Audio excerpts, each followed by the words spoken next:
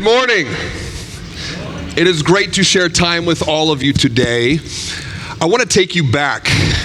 I want to take you back in your mind. Hop in the time DeLorean of your mind, and let's go back. Let's take a trip to 1994. Where were you? Were you even alive? What did life look like for you then? What did it feel like? How did you shop? How did you buy? How did you bank? Would you imagine then, in 2022, you would fly somewhere, call a stranger up to pick you up, because in 1994, I was getting told, never ride with strangers. To ride with a stranger, to take you to a place, to someone's house that you rented, who you had no idea lived there. The world has transformed. We're coming up on the 30-year anniversary of the internet, because 1994 was a transformative year. The internet made it big. It splashed into the public consciousness. This was when the internet was being covered by Times magazine. This was when the internet was being talked about on morning shows. And on July 5th, 1994, Jeff Bezos would change the way we shopped forever. Flash forward, May 18th, 1995. What happened? Online banking came online when Wells Fargo launched the first online banking platform. And since online banking launched May 18th, 1995, we have had the rise of online banking, PFM, and a slew of other mobile and digital technologies designed to make our financial lives even better. But as I stand here today in 2022, I question, I wonder, I ponder, has our financial lives become better? Are we better off than we were in 1994? Have we stayed the same? Or maybe, just maybe, we're a little bit worse off than then. We are confronted with what I call the silent epidemic. And the silent epidemic is taking a toll on people's health, relationships, and well-being. A silent epidemic is financial stress. And when we look at the data, 85% of Americans feel stressed about money. Once again, it takes a toll on our mental well-being. With half of people who struggle with a debt problem also struggle with a mental health challenge. That mental challenge then impacts us physically. Consider this: 1 out of every 3 people you know loses sleep because of financial stress.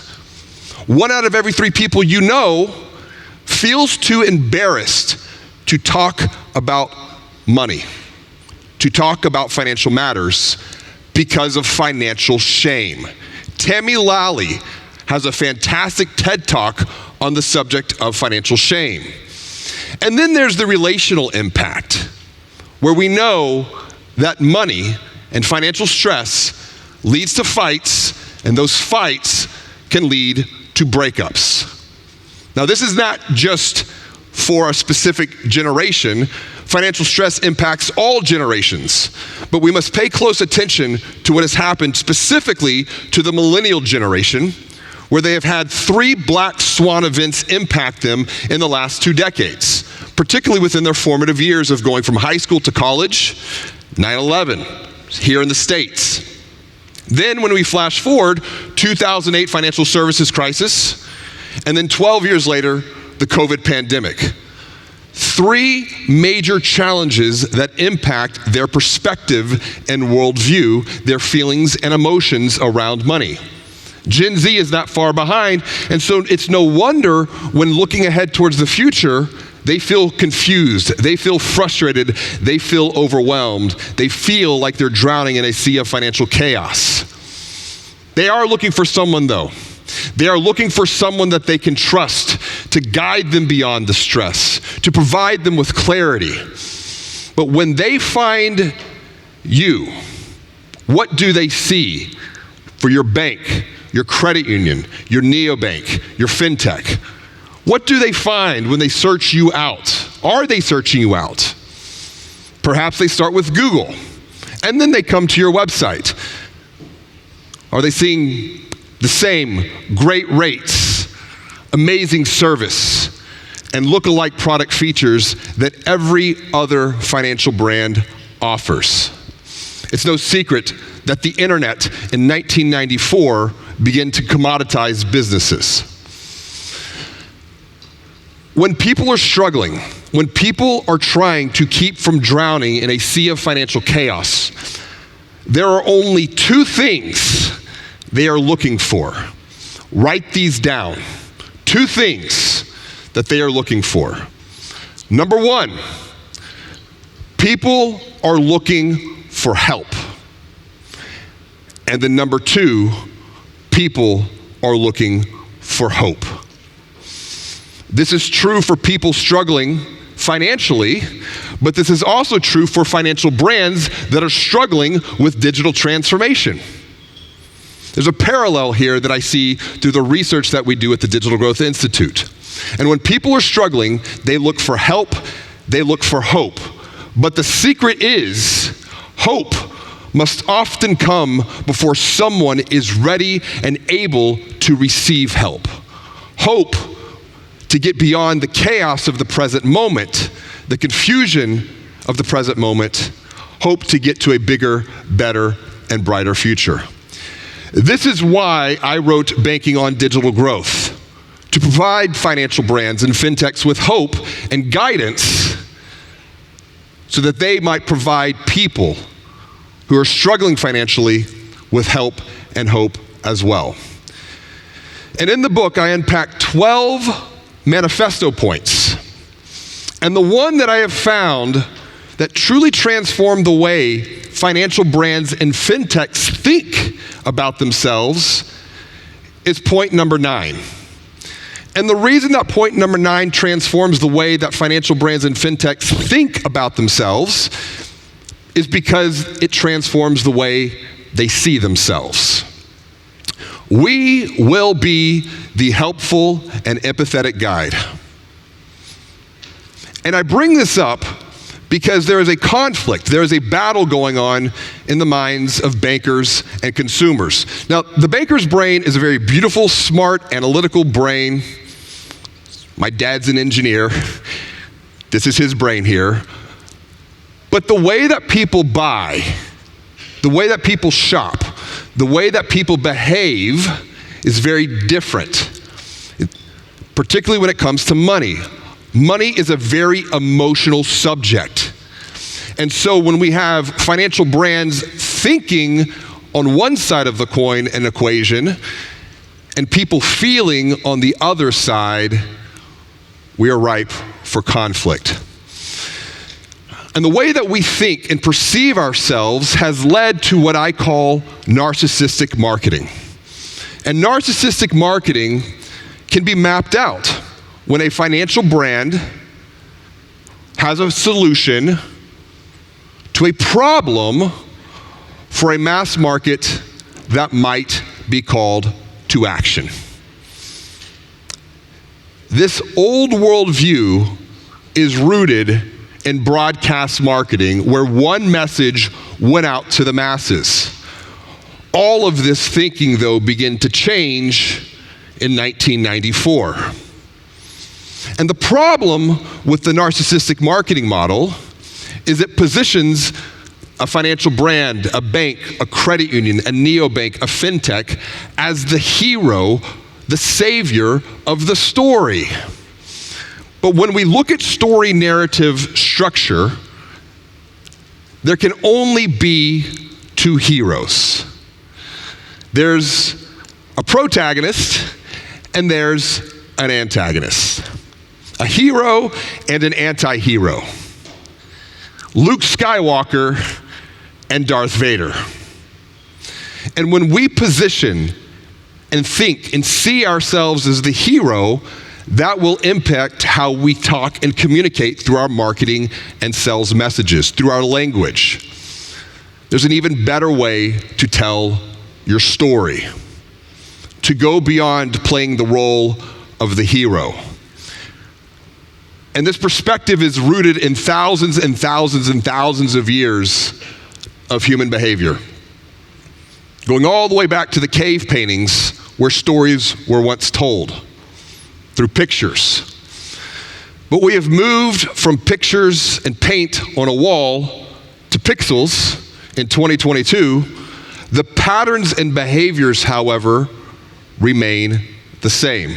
In fact, there are only 7 different ways to tell a story archetype. But the story archetype that I find most often to emotionally connect with people when it comes to financial services is what is known as the hero's journey. And so what I'd like to share with you is a very simple methodology that you can take back. I call this the story selling method. And I call it story selling because what good is telling a story if it doesn't move the needle? And the story selling method can be broken up into a couple of key points. It begins with a consumer persona that represents an ideal account holder or an ideal financial brand if you're a fintech selling into the space.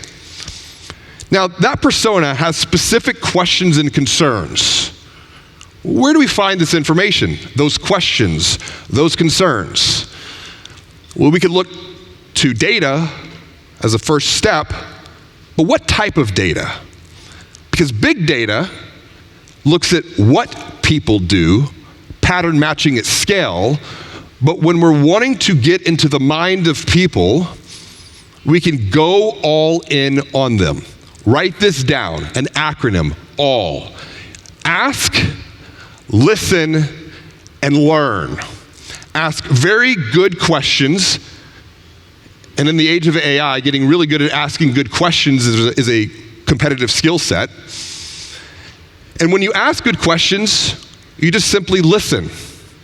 What's bothering them? And then you can learn by observation. And the goal is to find common patterns causing common people pain. And when we find those common patterns causing common people pain, that is where we begin to enter into the narrative. Not as a hero, but now as a helpful and empathetic guide. The question is, will people trust us? Trust is the currency on which we trade in a digital world. Trust is built digitally through content. Content that provides clarity, content that provides help, but most importantly, content that provides hope. Help first, sell second. When we help first and sell second, then and only then, when enough deposits have been made into the consumer's trust fund that sits between their ears, then we can call them to action by offering a solution that guides them beyond their questions and concerns towards their hopes and dreams, their bigger, better, brighter future. And when applying the story selling method, we begin to transform how we see, think, and communicate with people. This follows not only a hero's journey, it follows the consumer journey through awareness, consideration, and ultimately purchase. Now, every hero needs a helpful and empathetic guide. Every story worth telling, sharing, and remembering has two characters, the hero and the guide. Because without Obi-Wan Kenobi, Luke Skywalker would still be a farm boy on Tatooine. Without a fairy godmother, Cinderella would have never made it to the ball. Without Mr. Miyagi, Daniel's son would still be getting beat up by Johnny and the Cobra Kai. Without Dory, Nemo would still be lost. Without Morpheus, Neo would have never defeated the Matrix. And without Spock, Kirk would be lost in space. People are not looking for a hero. People are looking for someone to guide them through content that provides hope, provides inspiration, and also help.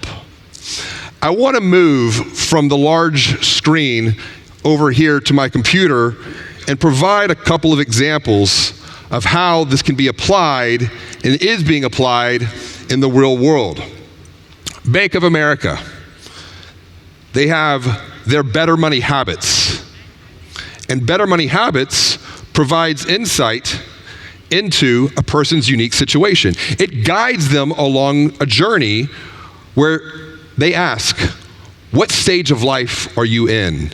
I'm just starting out. I'm working. I'm nearing retirement. I'm living in retirement. And by picking these different selections, it begins to build something that from the 1980s really made an impact on my life. Who remembers Choose Your Own Adventure books? Choose Your Own Adventure. I love those books because it puts you in control of the narrative. You became the hero of the story, and that is what Bank of America is doing with Better Money Habits. But this is not just limited to large financial brands. This can also be applied to community brands as well. Take a look at Louisiana Federal Credit Union.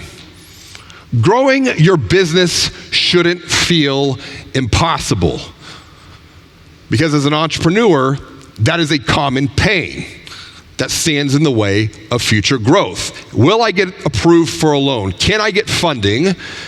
And so instead of just offering a product, Louisiana offers guidance to what? Confidently grow your business in Louisiana by downloading a guidebook that is not only just to get an email address, but it also provides guidance and even a preview, because email, we know, is closely tied to a person's data.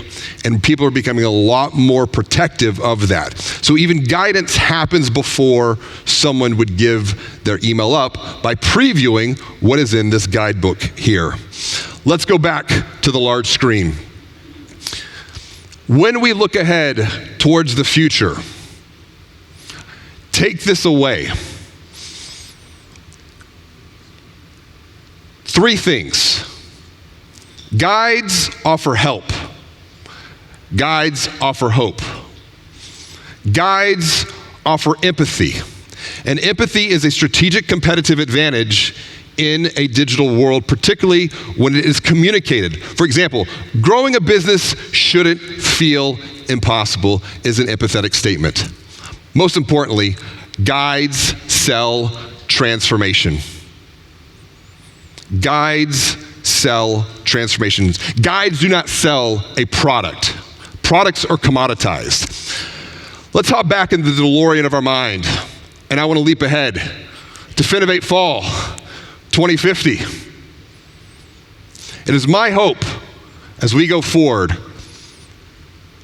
we can look back to this conversation today to end or put a major dent in this silent epidemic that is taking a toll on people's health, relationships, and well-being by playing the role of the helpful and empathetic guide, by committing to put the transformation of people over the commoditized transactions of dollars and cents. As you go forward, it is my gift to all of you to download the entire book digitally so that you can take the role of the helpful and empathetic guide to communicate with confidence, to guide people beyond the confusion and the complexity of money, to help get them to a bigger, better, and brighter future.